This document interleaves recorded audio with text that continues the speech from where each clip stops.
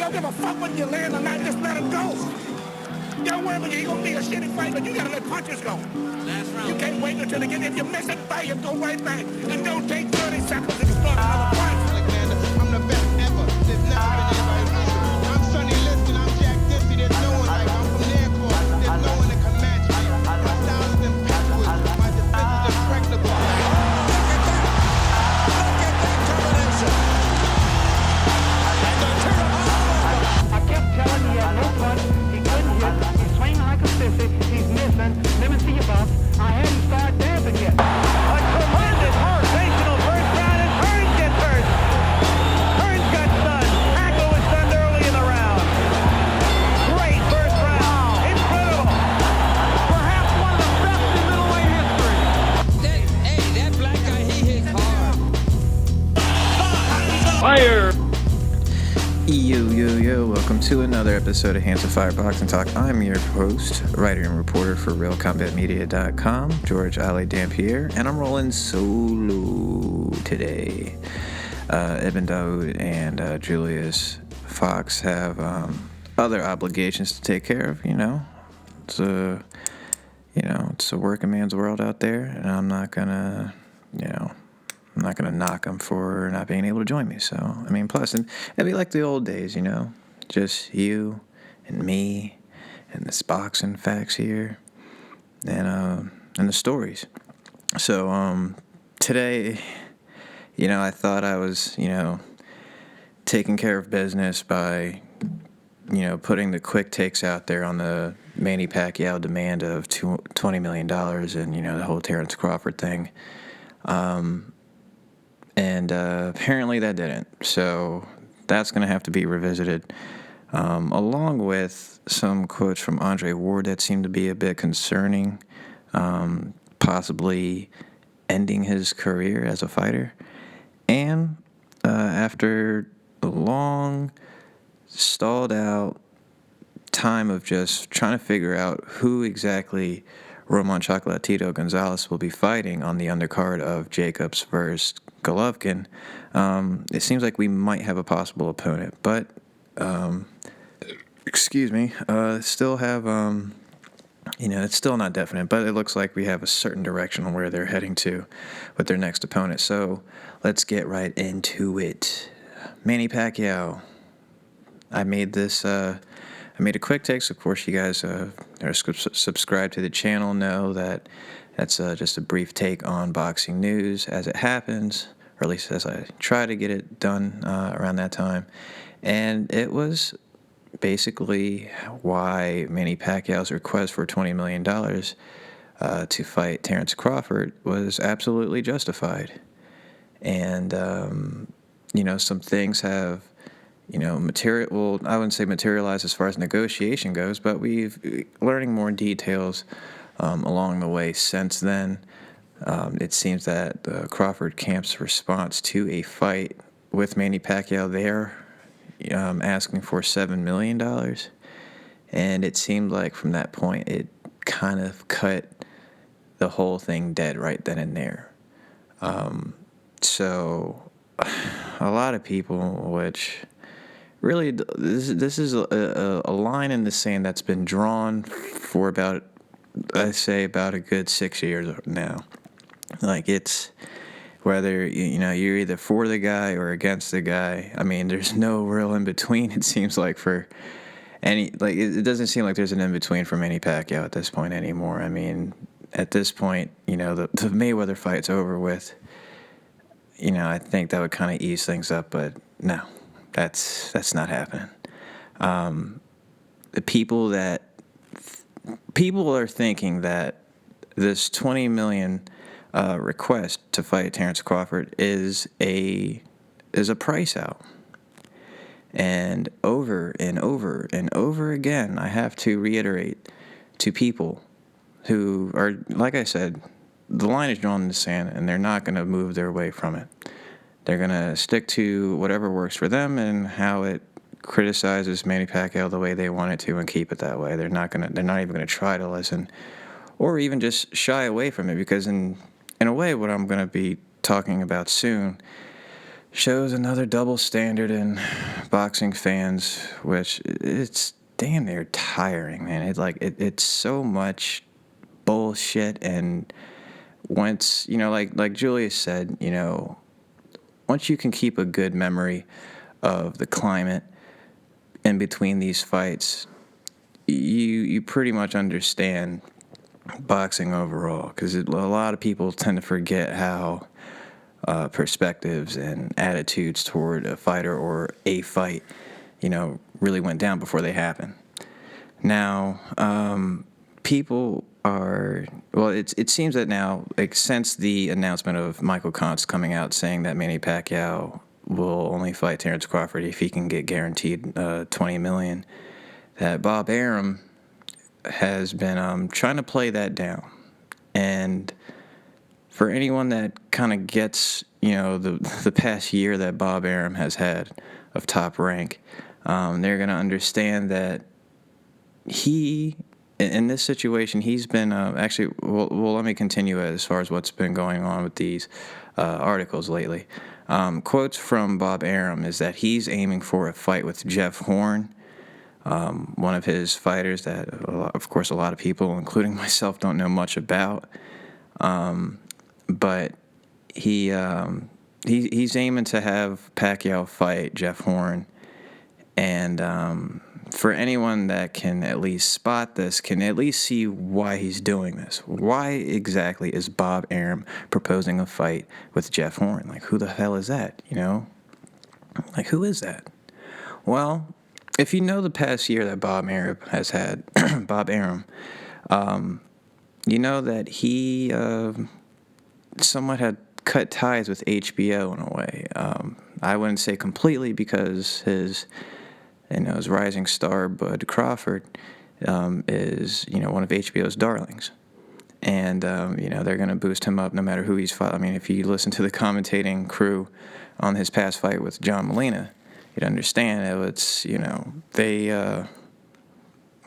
definitely gave a nice little catering for him. And people don't understand, HBO is another form of promotion. So that's what they do. They will try to market their fighter to have you come back to watch that fighter on their network. That's what they do. So, I mean, I'm not even going to get mad at it. But, Bob Arum still have somewhat of a working relationship with HBO. But when it's come to pay-per-views that he wants to get done, HBO's kind of, they kind of stalled out on him. I mean, they gave Crawford a Crawford versus Postall pay-per-view, even though that's more of a, championship boxing fight. I wouldn't, not necessarily everything has to be boxing after dark, which honestly, I can't even remember the last time they had a boxing after dark event. But it is what it is. And, so it definitely wasn't worth doing that. So Bob Arum was definitely upset that was having to come out of pocket for that fight. Also, a fight with Timothy Bradley, I believe. Or was it, I'm sorry, it wasn't Timothy Bradley. Actually, no, I think it was the Bradley fight. But either one of the fights, I know the Jesse Vargas fight was totally Top Rank, and he was definitely upset about that one too. Another fight that he had to come out of pocket to pay for. Now, one would have to figure out, up to this point, that, and of course, like I just mentioned, this was Bob Arum that mentioned Jeff Horn, not the Pacquiao camp. Okay, and this is on BoxingScene.com right here, quoted from Roach. Crawford was the only Pacquiao opponent Bob Arum had mentioned to them. Okay, so let's kind of, because a thing that's been coming up for the Pacquiao detractors is that, well, Pacquiao's not asking $20 million from Jeff Horn. Well, that's because he's not talking about Jeff Horn. So let's kill that noise. Stop it. Okay, he didn't ask for it. And another thing, why the fuck would you be asking $20 million for Jeff Horn? I think anyone in their right mind would know that. And like I mentioned before, it's not like a Pacquiao versus Crawford fight is a dud of a pay-per-view. that's a great fight that all fight fans want to see. Anybody wants to see. Everybody, every boxing fan wants to see that. And some people will go to the fact that, oh, well, he hasn't sold as much since fight Mayweather. Well, even Mayweather hasn't sold as much as Mayweather did since, the Pacquiao fight. The whole pay-per-view fight game overall, including UFC, has taken a hit since that fight. Okay, so that's like telling somebody they're not as fast because their knees don't go backwards. Well, no one else's can. You fucking idiot. Like, come on. All right? So everyone's pay-per-views drop. Pacquiao still has, even with the limited, and I'd say if non-existent promotion that the Pacquiao Bradley and Pacquiao Vargas did, is basically non-existent. Ever since those anti-gay comments that Manny Pacquiao had said, HBO overall has just literally stopped talking about Manny Pacquiao. And even though they did put up that pay-per-view for Manny Pacquiao versus Bradley, they didn't even talk about it. Like, you hardly even saw it on their upcoming fights whenever a fight was going on in between that time. Like, they did not even talk about it. And the Vargas fight, you didn't even see that advertised on demand. And they advertise everything. I mean, everything but porn. And, that didn't even get hardly any mention, and still pulled off 300,000 pay-per-view buys. That is only 150 plus short of what Canelo versus Amir Khan did. So are we still gonna harp on pay-per-view buys? Because and this is again, for people who are so caught up with this money game, this whole money grab, pay-per-views, figures that, numbers, ratings, you guys sound like you're in the boardroom for some of these networks. And I'm sure you guys are, are not, okay? These are just part-time, give a fuck, economic studiers of whatever fucking kind, and it just never works, because in the long run, you end up pulling off the double standard. Now, these are the same people who are totally fine with Canelo saying or Triple G saying, hey, you got to take the flat fee. You got to work. You got to take a cut of some kind. Well, here it is, Manny Pacquiao. In reality, and you look at his history, and I've read this down. I'm not even going to repeat myself, because I gave you the screenshots and the figures of what Manny Pacquiao has made since Miguel Cotto. Okay, and $20 million is pretty damn fair. He's made above that plenty times, and he's made the same amount for lesser fighters. He's like, again, I will say this again, $25 million versus Chris Algieri. All right, that's all I gotta say. That's really all I have to say, even toward that, because I still don't get why people try to bring this up as Pacquiao is looking for a way out. He's pricing himself out, even though it's a very reasonable number. Stop playing and lying to yourself. It's totally fine. Where's the numbers going to come from? Well, most of it comes from Bob Arum's pocket. And that's why you hear Bob Arum not trying to have this fight happen. He's like, hey, well, what about Jeff Horn? That's a little more generous to me. That's why they're in odds, okay? For the people who must know where this money comes from, the $20 million comes from, a good portion from Bob Arum's pocket. And like I said, that's why he doesn't care for this fight to happen. Like, why would you think? Why would you think otherwise? I mean, this would help out Terrence Crawford. If anything, I guarantee you, once Pacquiao starts showing that he's slipping hard, then he'll be ready to jump Crawford in. Then he'll be ready to cash out on Manny. But, you know, he doesn't want to do that yet. It's not entirely comfortable. He's not entirely comfortable at OSL, but in all honesty, I think he's, you know, I would say he's, I think he's underestimating the pull that Manny Pacquiao can still have once he gets a good promotion behind him, okay? With a non-existent one, he gets 300 plus, all right? And like I said, this is not like this is a bad fight. This could sell. This goes to every hardcore, and on top of it, you can sell it easy because this is an up-and-coming guy. You can tell this. You can get Max Kellerman on First Take every morning, harping on why this is a good fight. This is all they talk about. This is what they would be waiting for, is a fight where they can tell Bud Crawford's story to the people.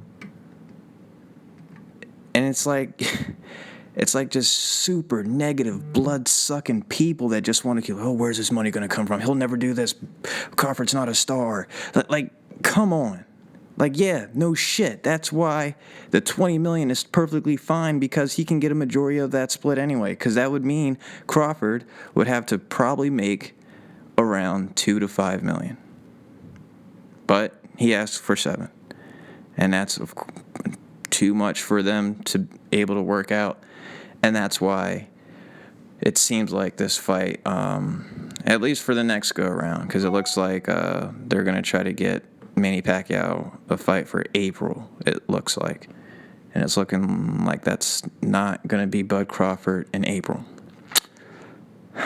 So, I mean, I talked about this long enough, and it really, it's really infuriating to keep talking about this, because for the most part, I know that these are valid and logical points. I'm not stuck on being a fan of Manny Pacquiao. While I am, I've always been able to call him out on his shit or wherever he's, bullshitting on something. And this is just not one of those moments. And when you literally look at the logistics of everything that goes around with this, it's not hard.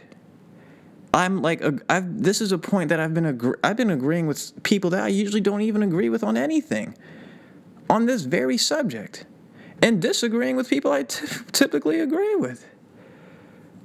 It just goes to show you. Like I said, man, it's lines drawn in the sand that people don't want to come out of. They need to just fucking wake the fuck up and just at least admit that, or like, all right, whatever. I ain't never liked Pacquiao anyway. Like, just say that. Like, just say that and make it easy for me, so I know, and the rest of the listening public don't feel fucking crazy, because I'm sure some of you guys, and even if you disagree, comment below logically why you think it is. Because everything I hear is like, well, he's just not the seller that he is anymore. Well, that's not necessarily true, because he hasn't really been given that opportunity fairly.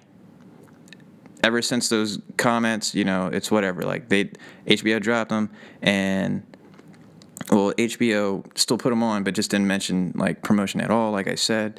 And the Vargas fight literally had no promotion at all, and still could pull some numbers. So, anyway, to a more, just about to another just as established fighter, Andre Ward had some not so much encouraging words published on Boxing Scene, quoted saying, "I don't have to fight anymore. I accomplished everything." And again, that these are just been something that he's been kind of saying for a while, since this Sergey Kovalev fight that seemed like questionable for many, including myself, that he was victorious in. And this fight really was supposed to be, I believe there was a rematch clause in this fight. And at first he started talking about if the money's got to be right. Then then it became, well, the Kovalev team has to acknowledge that I won, which is kind of like some like Sweet 16 bullshit. I didn't really understand why that, had to be part of the case on why a fight had to be made. And then the last few bits was more or less him talking about well, maybe he'll just retire, that he doesn't want to, which it's really disheartening. Because, I wrote a piece for Real Combat Media, I believe, early last year, if not the tail end of 2014. But it was just around the time that his fight with Alexander Brand was canceled because of like how low the ranking was. But it was just around the time that he was speaking about signing a contract, or a 3-fight contract with HBO, and eventually planning to fight Sergey Kovalev, where, basically I was telling him, or not telling him, but putting it out there that, like, hey, look, this is it. Like, this is where we find out if Andre Ward is a man of his word. And, and it's not like I would say that I didn't believe that he would, but, in this day and age, in this fight game now, it's hard for anybody to really come through on their words.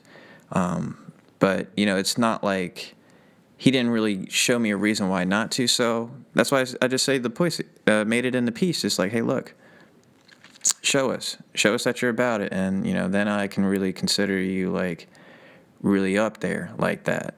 And sure enough, he did. And, like me and my other co-host totally agreed on after that fight, is that he really proved, he actually really showed up a lot of the top guys right now with this, marinating bullshit. He was able to basically come from inactivity and became active and fighting the top guy within a year. And that's got to get major props for what he did. And now, this is what, my boy Julius with Ring IQ Talk, the other YouTube channel that you guys should definitely subscribe to. He mentioned in his video that, he's thinking that this is just mind games. He's an Andre Ward supporter, and very well believes that this is just another form of mind games. But like I mentioned beforehand, up to this point, Andre Ward has proven to me that he's a man of his word. So if he's talking about retiring, I can't help but believe that he's truly disinterested in fighting anymore. And whether that, be from, a fear of taking a rematch with Kovalev, and, noticing just how, how close of a fight that was, or maybe the possibility that he might have gotten pretty damn lucky to get that decision, or he just simply doesn't want to fight anymore. Like, either or, I'm taking him at his word that he probably truly doesn't want to fight anymore. Here's some quotes from this article. I really just got to take my time right now because I don't really have to fight anymore. I accomplished pretty much everything I've wanted to accomplish. It's not about the money anymore. It's because God has blessed me and still have the ability to do it, and I still love it. So that's, it kind of gives you a little saving grace there that, at least he still sounds like he loves the sport. But, he goes on with certain quotes that just make it seem like he's more aware of the risk that he can, that he could, apply on himself, or at least put himself in the way of from this point on if he continues fighting and things like that. And in regards to the rematch, he says, you have to entertain, and I would love to put my stats in such a way that there isn't a conversation about who won and who lost. Proving something to people is tricky. Is a tricky thing to get involved in. If we did the rematch, it would be more just to silence Kovalev and silence his team, and just to put a stamp on a rivalry we had. Again, he's harping at this I don't know, he has to have some type of point proven from Kovalev, which is just strange to me. Like, I don't know what this this validation he seeks from Sergey Kovalev so much. I mean, I don't know about you guys, but wouldn't you typically think that if you fought a guy and it was extremely close, and a lot of people thought you won, that you would feel a little salty about it and continue to feel salty about it until you got a rematch? I mean, shit, that's happened to me in the amateurs. I lost a fight, and everyone, including like Hank Lungdy and everyone who was attending watching the fight, told me, hey, they thought I won. So I'm gonna not be such a nice guy to you afterward. I don't know why is that such a surprise to him. I still don't get that. But like I said, I'm gonna have to unfortunately take Andre Ward at his word and assume that he is on his way out. I wouldn't say maybe exactly now, maybe his next fight and then he's done. Maybe this is the way to brace himself for a fall, because, if a rematch with him and Kovalev goes down, I'm on record to say that he loses that rematch, in my opinion. And a lot of people who are Ward fans share that same opinion.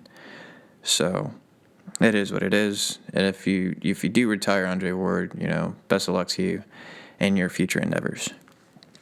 And finally, Roman Chocolatito para Nicaragua. All right, fuck that up a little bit. Sorry, I was slurring my speech a little bit. I had a few. Don't hate me. Anyway, he has, in early reports, there was reports of saying, Roman Chocolatito will announce his next opponent very shortly. And literally within the hour of me preparing to get this podcast situated and running off, that it was announced, not really announced, but a report coming out that there is a possible fight with Roman Chocolatito and WBC mandatory Sor Rungvisai. Man, I practiced this name before the fucking pod and I still can't. We're gonna wait. Hold on. Sor Rungsvisai. Whatever. Anyway, like I said, he's the WBC number 2 mandatory, since the number 1 was Carlos Cuadras, and it seems like those two could not come to a negotiation agreement. So, like I said before, Roman Chocolatito is still on a pursuit of his next opponent, who he announced will be fighting on HBO to build on his support in the United States on the undercard of Gennady Golovkin versus Danny Jacobs, which will be on HBO pay-per-view live from New York's Madison Square Garden.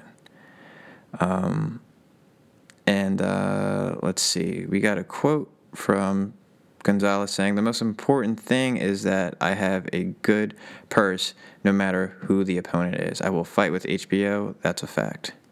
It's still not confirmed because we are looking at Big Bear, but it's getting very cold.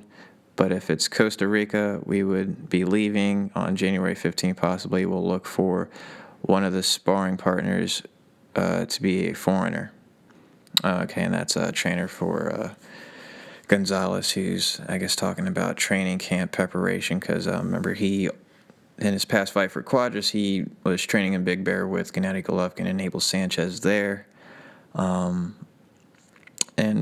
Shit, it seemed like he needed it, man, because he was still somewhat gassed out in the middle of the rounds against Carlos Cuadras. And an awesome, epic fight. Great fight. But, it's a shame, because, here again, money is the root of boxing evil. Good fighters aren't being paid enough, and below par fighters are getting great money. And, it just seems to be the trend these days, and it's stopping good fights and good fighters from fighting. And that's kind of upsetting. That's pretty much it. I mean, there's nothing really else to talk about into this subject at hand. So I think that wraps things up. But, I guess I might as well talk about it while I still got a little bit of time. How much time we got left? Are we good? How much time do we have left? I guess we can end it on this note. Ronda Rousey got knocked the fuck out by Amanda Nunes. The only reason I'm talking about it is because it proves once again that boxing reigns supreme. And Ring Magazine, you should be ashamed of yourself for featuring this girl on your magazine, who continues to show that boxing whoops her ass. Her specifically, boxing whoops her ass. Okay, and she's been carrying around herself just the same way Amanda Nunes said after the fight. She's been carrying herself like she's been some boxer that she's not. All right, you trained with Vic Darchinyan and some dude in L.A. who convinced you that you're a boxer and you're not. Okay? And now, unfortunately, you've learned that, a little too late, and now most likely gonna retire. So I just wanted to say that boxing beats Ronda Rousey again, and actually, since there was nothing on a Friday, which is the day before New Year's Eve, another amateur boxer won a bantamweight title for the UFC. I couldn't even remember his fucking name because I'm not, down with UFC like that. But again, it just shows how boxing is, the lack of respect boxing gets in the UFC, man, is just, the revenge that it later shows, man, is just sweet, like nectar. You gotta love it. Anyway, that's gonna end things for me. Possibly do another podcast once join with my fellas and get a nice little debate going on, because this would have been one of those few episodes where me and Julius definitely would have went at it. Actually, probably would have been a 2-on-1. Ibn and Julius would have been going at me because they are under the belief that Pacquiao is pricing himself out, which is a bunch of nonsense and biased bullshit, and they need to admit it, fellas. So we'll speak again, hopefully with the three amigos joining you. Until next time, keep your hands up. Peace.